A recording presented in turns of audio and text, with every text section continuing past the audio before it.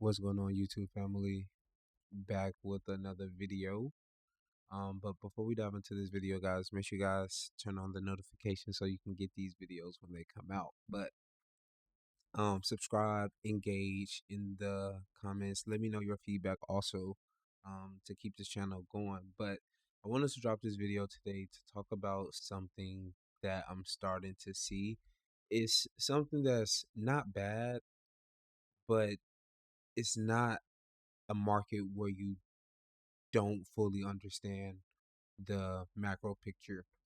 And sometimes when you trade, sentiment is the core of how much money can I make now. So riding on the sentiment is going to be very important in this next cycle because most of the opportunities is not supporting um, certain markets, but it's okay because you can still take advantage of it in other ways.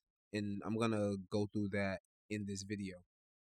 Now, the biggest thing is yesterday we got the Fed minutes and BMO dropped a article, and pretty much what they're saying in the article is or more not, what the feds are saying is that they're not comfortable um with inflation right now. The risk of running inflation above 2% is like their issue. That's like the biggest issue that they're facing. So I wouldn't expect the Feds to cut right now, especially not aggressive in these market conditions with inflation still holding up, right? They also stated that the labor market, so here they say on the labor market, the vast majority of participants judge that labor market conditions has been showing some signs of stabilization and downside risk to the labor market has diminished. I actually tweeted that like a couple of days ago. I knew they were going to say that because of how the NFP report came out.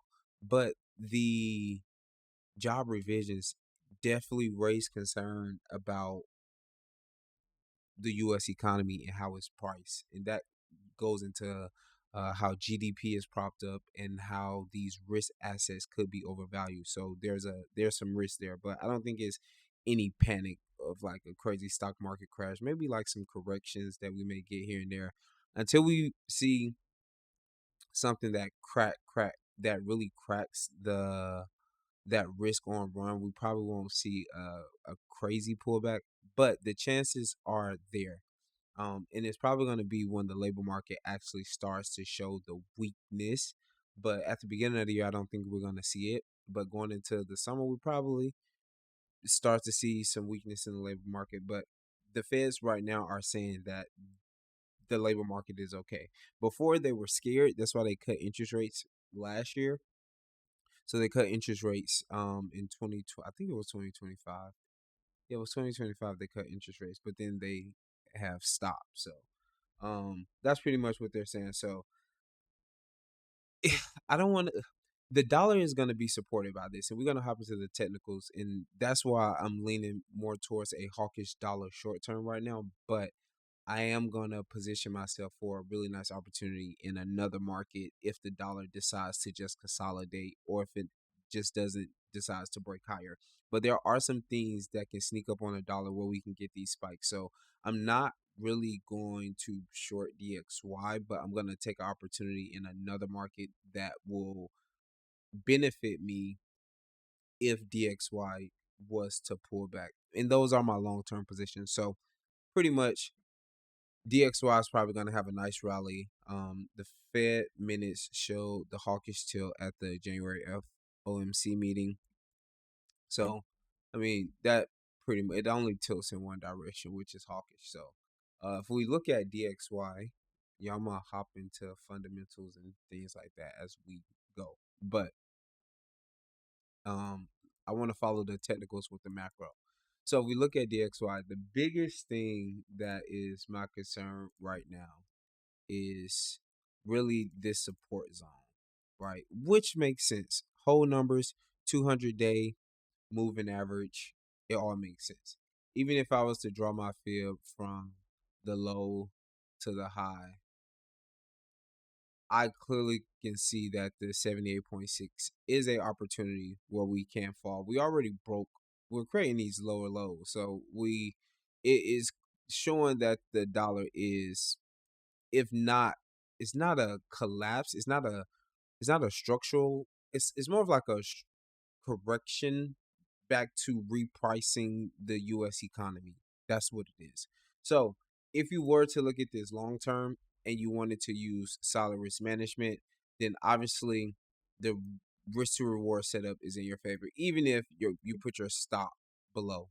But during that time, do you want to experience this to go here? And if you don't want to, then you have to position yourself for like a different direction to something like, let's just say here to that.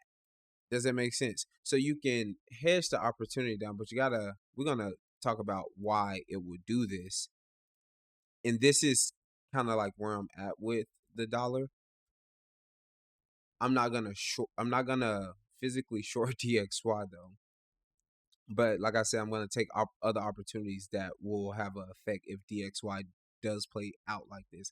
Now, I am in some opportunities like on yen that I'll talk about. But right now my focus is, okay, what is the dollar going to do next? So right now we are trading around the 61.8% golden ratio on the Fibonacci in this retracement from that 114 high. Thought we was gonna get some consolidation back up to 108, but the fundamentals currently don't support the sentiment of the market. So how do we do this? Well, I've been looking at DXY since forever. So we really haven't done much. I'll say 102 is you see the top of this wick right here? For like 101, 102 is a high. And then down to this low we just created is really the range bound that we're trading in. So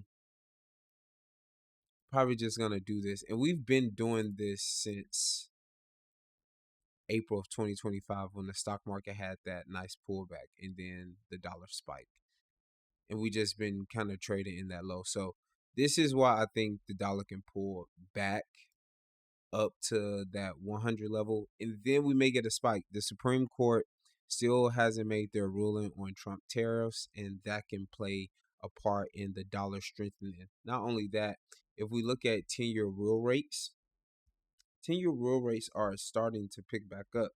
And if you understand how real rate, real interest rates work, and you're seeing the chart bouncing from 2020 December 2025 and we're picking back up, then that's a key component to dollar strength. So that's another thing that's going to add structural support for the dollar, because when real yields increases, it kind of represents like a true return um for global capital getting US assets in a sense. So money flow will come back into treasuries. We may see the US demand increase, the dollar demand increase, and DXY picking back up to that 100 level. So real yields is like a easy indicator to know kind of like where is the dollar kind of headed. And if you see from November to December, it pretty much failed. That's why we had that pre-fall in the dollar. But now it's starting to pick back up. January, if that would have went to the downside, then we would have known, okay, the dollar. But we do have some resistance up at that June 2025. That's why I think, with my analysis, I think the dollar probably can. I don't know. We probably can. The DSY probably would take a while to get up there, but I think it's gonna get up to that 100 level by the summertime, if not by the top of April or May. Powell is out in May, so we have about. We just had a meeting. We have probably two more meetings before he's actually out. So, and if they stay hawkish, then that just may keep the dollar strong. Then when Trump, the guy who Trump the guy, geez, I can't think his name. Washer, I think that's his name. Wash, Kevin Wash, I think that's his name. When he comes in, he probably will start cutting. He probably start cutting more than expected, and then that's when we probably get that push back down to DXY. And that's what I'm saying. It's not a. It's. I'm not saying that. It's like with Bitcoin. I'm not completely bearish on Bitcoin. I just think Bitcoin is going to fall, but I'm still bullish on it, so I'll prepare to buy it. So in this example, if you are in longs from the 61.8, this is your opportunity because you should have not started buying DXY until like 101 anyway. So even if you are in this drawdown from 101, you can, when that bounces back up to 101, then that's when I would say you can either hedge down if you don't want to close your first longs, and then you can, yeah, you can buy it back when they fall. So you can hedge your, so I'll say this comes back up, close. If you want to close that break even, you can, or you can hedge to go down if it was to go all the way down back to like 89. So that's the opportunity right now. You come back up to here because if anything, your first buy on DXY should have been like right here. But so that's kinda what it's like, another opportunity for you to get out or to hedge it if you don't want to get out. Because some of these USD exotics, they carry swap fees, and with emerging markets having higher interest rates, that swap fees raking up just won't be worth it if you want to hold it. So you got to make that decision, especially if you're a CFD trader. But right now, I'm pretty much holding this bullish narrative on DXY until we find our way up to 101 or just getting close to that area. I am going to talk about what I'm gonna do if because I'm not gonna short DXY like that at all. Not playing that game. All right, so overall, DXY is just range. USD is just range bound around the 61.8 and the 78.6 until we really break this 70. Till we break this 78.6 level, then we can go as low back to here to buy that bad boy all the way back up. Now, if you, like I said, if you are in your buys from here, because that wasn't a bad place to buy, especially if you bought it right here. Now, the drawdown, if your risk wasn't set up right, but we manage our risk. So, um, the best thing I would say is if you're in those shorts, definitely wait for that pullback up to that high. But then that's when we'll get out or hedge it down if it's up to you. But that 50% level is that area that I'm watching. And then we'll just buy the dollar when it goes extremely low, and then we just catch that rally again. So that's not bad. That's not a bad play. That's not a bad play. Now, let's look at the opportunity. JXY, the Japanese yen. Um, the BIS, if you know who the BIS is, I'm not gonna dive into like this paper like in depth, like because it's like 41 pages. But um, if you don't understand the verbiage or if you don't understand the language, I mean, you can use Claude to help you break it down to your level. But pretty much in this paper, they're pretty much saying high government debt can quietly weaken the central bank's ability to fight inflation. And then if they can't fight the inflation, they're gonna have to cut aggressively. Now, the BIS is the central bank of the central banks. If you study economics, you know this. So what they're pretty much saying is when rates go up, the government interest payments will surge on their balance sheet. So the debt that's on the balance sheet is high. If the rates increase, then the interest rate payments surges, which will blow the balance sheet. So that's what's really holding the dollar from breaking out because the Feds can never even run the narrative that they will hike interest rates. They can never do it. The only thing they can do is hold it, and depending on how the interest rate differential play out, and the real rates at the time of the sentiment will kind of control the value of the currencies at this point. And what that means is when real rates go up, the dollar goes up. When real rates go down, the dollar goes down. And it's a perfect situation for Powell because he's about to leave. So Powell is just going to add support to the dollar. Powell is not going to leave the Federal Reserve and the dollar is falling. Like, no, the dollar is going to be up, but it's going to look good for when the new Fed comes in because that high dollar is really going to hurt the US consumer because right now they're in like a K-shaped consumer the rich is getting the rich is holding up the economy and the poor is just going lower and lower. So until the rich start to slow down, and this is when they slow down, when real rates start to increase.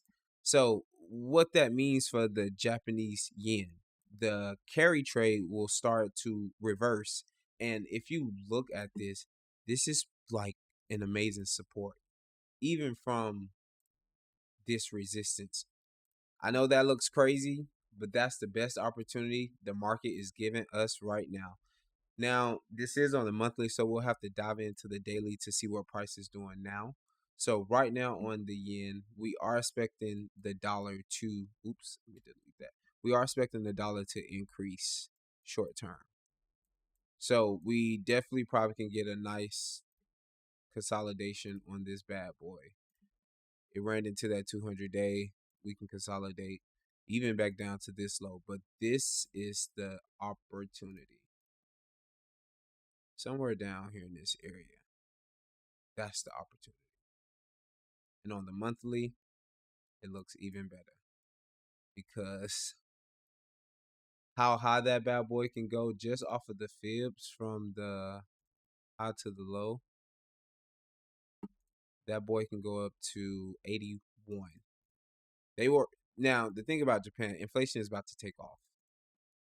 Inflation is about to take off.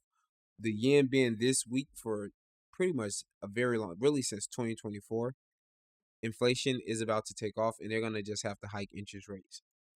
That's just what they're going to have to do. And this is the opportunity for if the dollar falls to 90, then this is just the opportunity. You can hedge the dollar weakness with this trade, or you can exit your dollar longs and you can hop in this trade. But why would you close trend following trades? Unless those swaps are going to eat you. The swaps are going to also eat you on the reverse carry trade because the yen have a weak interest rate over DXY. But over time, it is going to, I don't think it's going to flip. I don't know. If Japan hiked that crazy, then it just may flip. But oops, this is the opportunity that I'm running now on USD JPY. I did hop in a buy on this bad boy on the monthly because I just saw like this consolidation, and I think we can push up. If unemployment claims come in low, then we probably pull back. But overall, I think we can pull back up to like 160. If not, we can probably get back up to like 161. And then I'm gonna exit that bad boy, and then I am going to short all of the yen pairs. I am shorting all of them. Um, I yeah, I'm shorting them. When the dollar gets to like 101, that's kind of like my call. When DXY gets up to here, that's when I'll probably start looking at exiting my longs and then start to selling those bad boys. And when JXY gets, hopefully we can get back down to like, I really start buying at 62, but I think that's gonna be the next big play. Even in this BSI report, they made a statement that is pretty much saying that what is the economics? The Taylor rule usually say when inflation goes up in America, they have to hike interest rates, but the Feds are in a situation where they can't hike rates because the debt is increasing, and that is that ceiling at that the dollar just can't break past, and the markets are the institutional banks know that. So that actually makes sense on why they started to buy gold and gold prices. I just don't put my money in gold. I'm not interested at all. But DXY, we are rallying into this next trading session. And like with the Fed minutes, I think the market's probably gonna price that in. I don't think anything crazy is gonna really happen besides besides the dollar just consolidating back up to those highs. And then that is an opportunity for us to shift and follow the sentiment at this point. Next thing we have, I am gonna talk about the Japanese stock market. That's something else that I'm watching. If you guys been with me for a while, I'm finally exiting this position. Do I think it can go higher? Yes, it really can squeeze to like 160, 120. Let's go to the monthly on this bad boy. We bought this bad boy down here. Oops.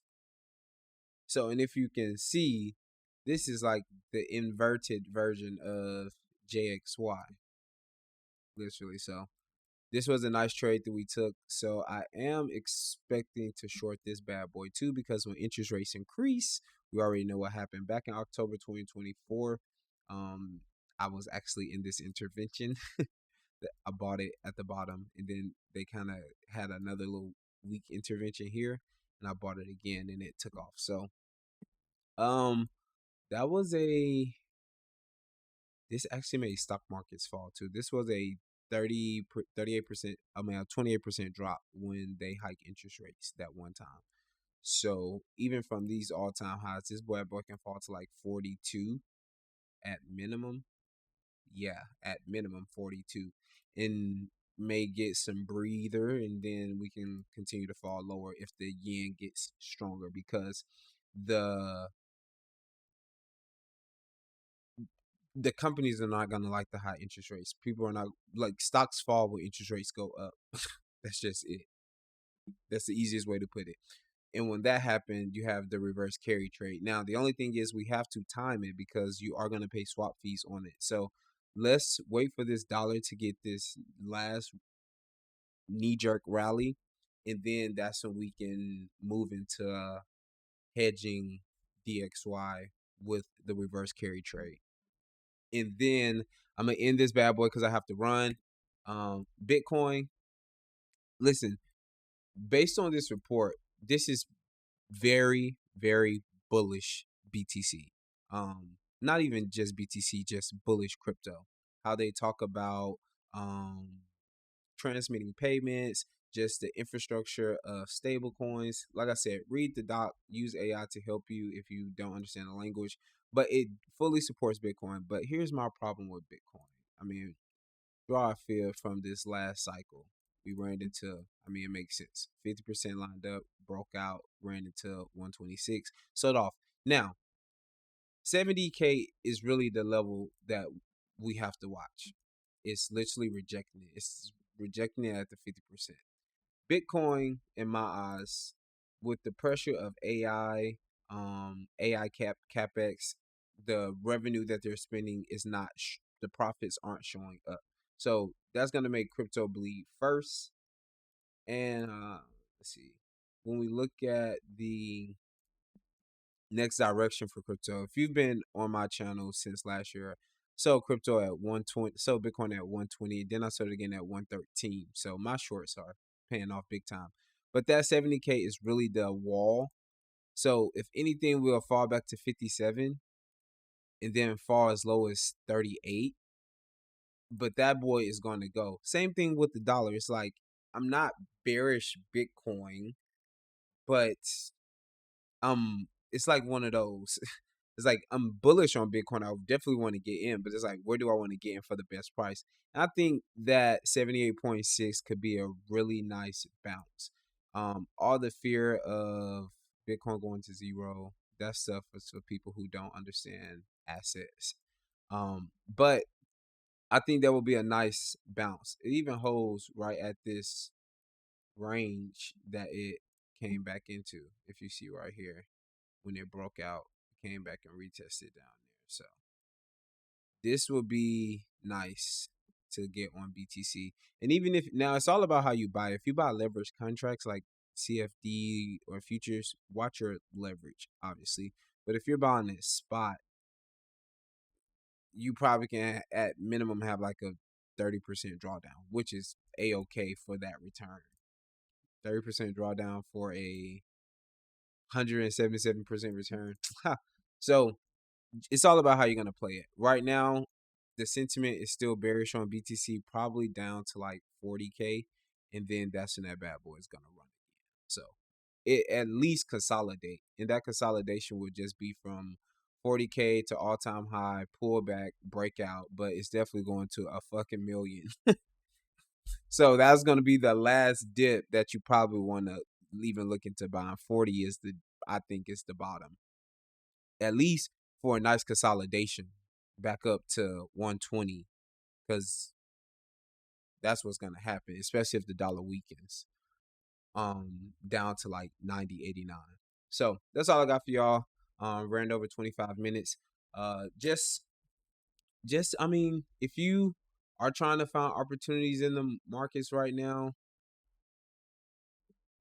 I would do a I'm trying to see my schedule. If I can, I'll try to get another video out going into uh the technical analysis for USD majors, because they do have some nice setups, but I think they're probably just going to consolidate and follow DXY. The move in the market right now is not DXY, it's JXY. That's the move. So focusing solely on DXY is not going to give you the best opportunities, because they're is not doing anything, so the opportunity cost isn't there. The JXY are the ones that's going to matter, like SGDJPY. These shorts are massive. These shorts, this it probably it we probably can go a little bit higher, but the opportunity of this falling at least just down to this support. All the opportunities are in yen pairs. Um, let's see, we have CHF, JPY. Y'all know I bought this from the low all the way to the high. This looks beautiful to start selling. I bought that here. I'm gonna get out. I don't even think we're gonna go that high. I think we probably go a little to at least to here, because I bought this on my. I have another account where I bought yen pairs this week, so I'm up big on them. But I think this can close, go back up to 203. I will follow the sentiment. If DXY is at 100 or close to 100, then I'll probably exit. If not, I'll just kind of hold it until DXY gets there, and that's like when I start exiting before the fall of DXY. So yeah, I'm gonna short this bad boy all the way back down to here. It's just gonna consolidate at least back down to 164. Switzerland are gonna have negative interest rates. That's the play. The yen pairs are the play for your prop firms, for everything. Focus on yen pairs. The volatility is there. The index is extremely low. That's the opportunity. Japanese stock markets, that bad boy is gonna give you a nasty fall. We out of this. So 60K is where I'm really looking for. Let's look at this run. That was a nasty run. See, it broke above. Whew. I'm sorry, that's the daily. Let's go to the monthly. Here we go.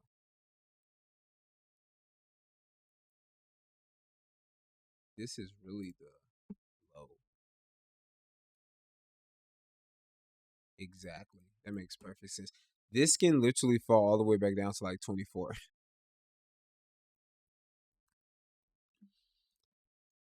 Yeah, this can fall all the way down to like 32 again. See, these are the opportunities, like 60. That is what you call an opportunity. If they hike rates, that's what's going to happen. I'm out. I bought it at 32, bounce. It went here. We broke out. Now we can fall back below. It's like 20. Y'all, this is the trade. This is going to be a nice trade. This is actually really nice. So watch the dollar. Watch the last rally on the dollar, y'all, before we have a pullback, before we can really load up on it. But we definitely need to take advantage of these yen pairs. I've been watching these boys for a long time. So that's all I got for y'all today. I will try to get that video out probably over the weekend. What I'll do is I drop a video on Sunday that prepares for the week that we're going into on the FX majors.